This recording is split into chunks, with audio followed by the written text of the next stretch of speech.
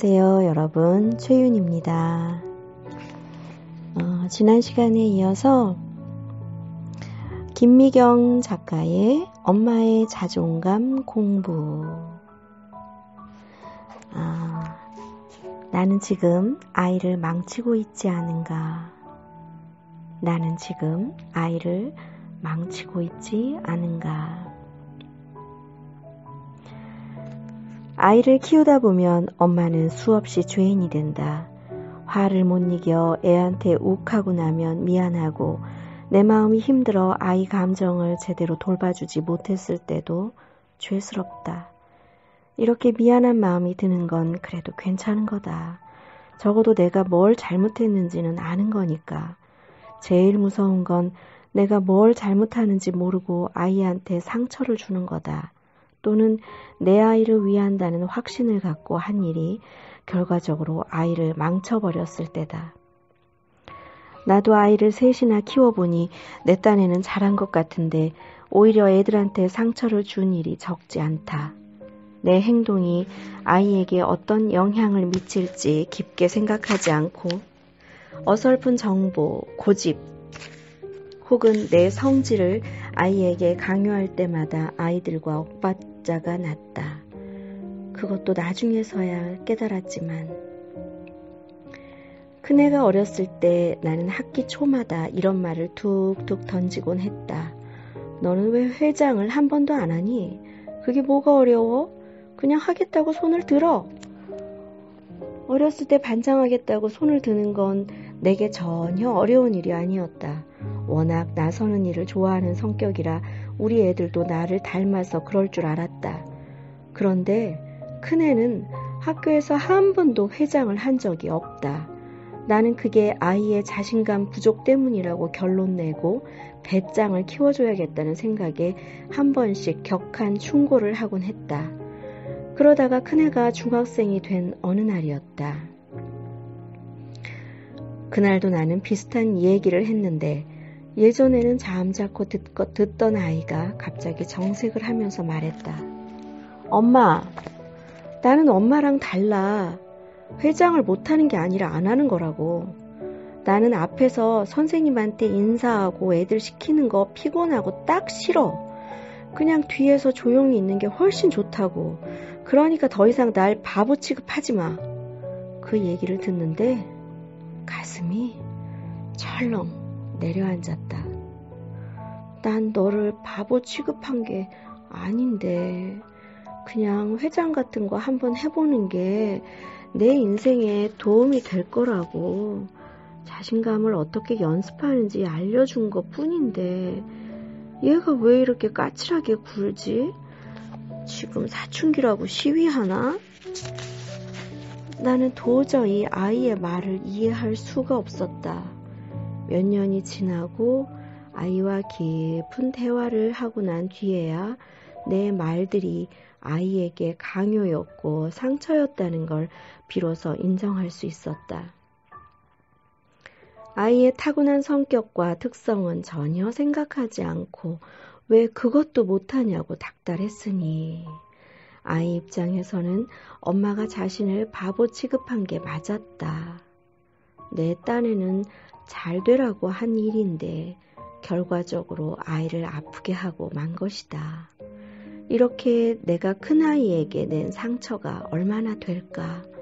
나만 기억 못할 뿐 아이가 기억하고 있는 상처는 엄청나게 많았다.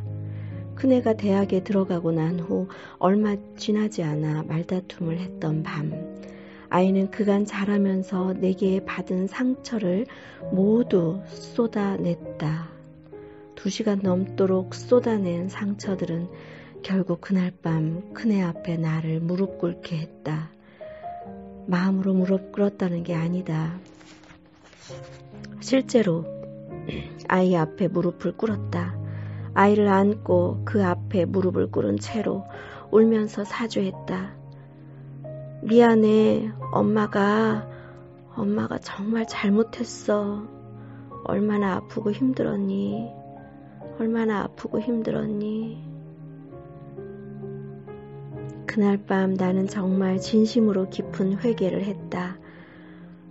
얼마 전 둘째 동생을 만나 이런 이야기를 하는데 갑자기 동생도 울기 시작했다.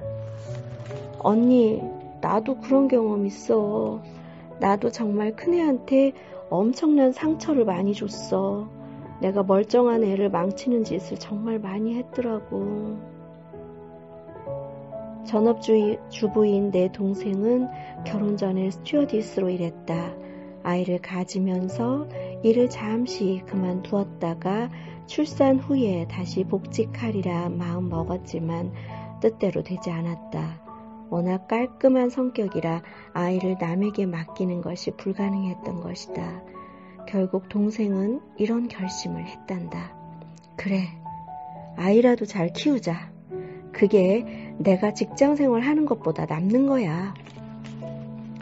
둘째 동생네 아들은 실제로 어려서부터 공부를 잘했고 동생은 그걸 늘 자랑으로 삼고 살았다. 그리고 공부 잘하는 아들을 둔 엄마의 욕심은 점점 커져갔다. 직장 생활도 포기하고 매달린 내 자식의 일이니까. 동생네 아들이 초등학교 6학년 때 한 번은 어렵다고 소문난 수학 경시대회에 나가서 한 문제를 틀렸다. 아들은 집에 오자마자 으쓱 하면서 엄마에게 한 문제밖에 안 틀렸다고 자랑을 했단다. 그런데 그때 내 동생은 이렇게 말했다. 그래? 그 한 문제는 왜 틀린 거야? 자랑을 하려다 오히려 혼이 나게 된 그 아들은 아무 말도 없이 방으로 들어갔다.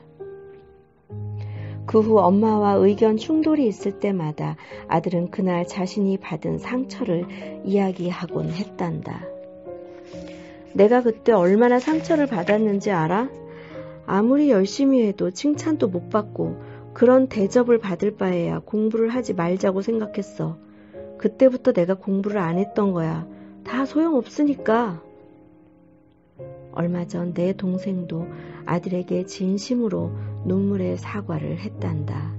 그렇게 사과를 한 후 둘의 관계는 훨씬 좋아졌고 아들은 원망을 접고 지금은 건강하게 대학원을 다니고 있다. 언니, 그거 알아? 지금 생각해보니까 애를 잘 키우려고 한 게 아니야. 그저 내가 보상을 받으려고 애한테 욕심을 부린 거야. 직장 생활도 접고 올인했으니 너라도 내 기대만큼 잘해야 한다고 생각했어. 그래서 아이가 겨우 한 문제 틀렸는데도 전교 1등을 못한 게 너무 분하고 화가 났나 봐. 잘 하려고 했는데 결과적으로 내가 망쳐버리고 만 거지. 괜찮아. 이제라도 사과했으니 얼마나 다행이니. 죽을 때까지 자기가 아이에게 뭘 잘못했는지 모르고 사는 엄마들도 얼마나 많은데. 사실 부모들 대부분이 자신도 모르게 아이에게 상처를 주고 있다. 잘하는 부분도 많지만 망치는 부분도 만만치 않다. 그런데 망치는 동안은 자기가 아이에게 어떤 짓을 하고 있는지 잘 모른다. 남들도 다 하니까. 사랑하고 아껴서 그러는 거니까. 나는 어른이고 얘는 애니까 괜찮은 줄 알고 넘어간다. 그러나 지속적으로 아이의 자존감을 해치는 엄마의 미숙함은 반드시 아이를 통해 민낯을 드러내게 되어 있다. 아이 잘 되라고 한 엄마의 행동이 사실은 엄마의 상처를 해결하기 위한 것이고 엄마의 욕심을 채우기 위한 것이었다는 것을 아이들은 재빨리 눈치챈다. 그리고 오랫동안 속으로 병들었던 마음도 언젠가 드러난다. 부모에 대한 분노와 원망을 터뜨리거나 자기를 과소평가하고 스스로를 축소시키면서 자신이 가진 것보다 인생을 작게 펼쳐 나간다.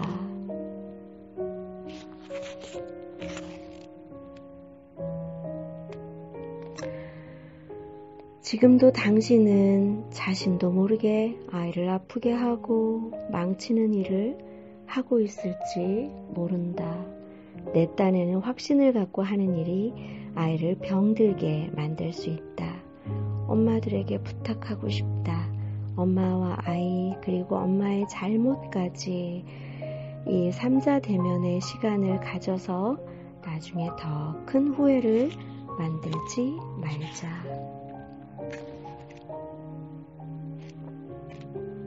네. 많은 생각을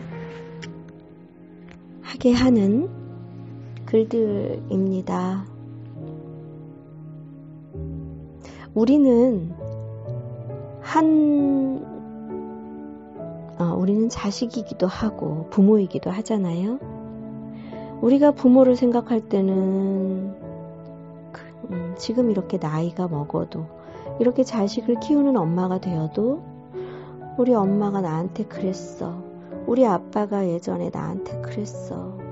나한테 그때 그랬어. 난 그것 때문에 지금도 마음속에 상처가 있고 내가 세상을 살아가는데 그것이 문제가 되어서 나의 발목을 잡고 나를 늘 두려움에 떨게 하고 나를 자신감 없게 만들어. 우리 부모가 나를 그렇게 키웠고 나를 그렇게 만든 부분이 있어 라면서 어느 한 시기를 생각하기도 하고 어느 한 사건을 떠올리면서 그런 감정을 느끼기도 하지요. 그리고 또 우리 부모와 약간의 언쟁이 있을 때 또는 부모와 속상한 대화를 하고 날 때 과거를 회상하면서 부모가 나에게 했던 여러 가지 일들을 기억하지요. 그리고 그 기억의 대부분은 고마움도 있지만 상처가 꽤 많잖아요. 네, 자식은 부모한테 받은 상처를 기억하고 살아요. 부모는 우리가 이제 부모가 되었잖아요. 우리가 부모가 되었는데 우리는 자식한테 내가 무슨 상처를 주는지 우리는 또 잘 못 느끼고 살아요. 하지만 내 아이들은 나로 인한 상처를 받고 살아가지요. 참 어렵죠. 중심에서 생각한다는 것이. 김미경 작가님은 이런 부분에 대해서 부모로서의 나의 모습을 성찰하고 반성하라고 말씀하시네요. 나는 잘하고 있는 것 같은데 나는 그래도 열심히 하고 있는 것 같은데 내가 우리 아이에게 그렇게 커다란 상처를 주고 있나? 한번 깊이 생각해 봐야 할 것 같습니다. 깊이 생각해 봐야 합니다. 그냥 하는 말인데 아이들은 상처를 받지요. 어떤 의견을 이야기했는데 그 의견에도 상처를 받지요. 그냥 나는 나의 삶의 패턴을 아이에게 가르친다고 가르쳤는데 엄마의 삶의 방식 때문에 아빠의 삶의 방식 때문에라도 상처를 받죠. 또는 표현하는 말, 표현하는 표정, 표현하는 행동 그 모든 거에 아이들은 상처를 받고 그 상처가 켜켜이 쌓여서 사춘기가 되면 그것을 아이들은 한꺼번에 폭발을 시키는 것 같아요.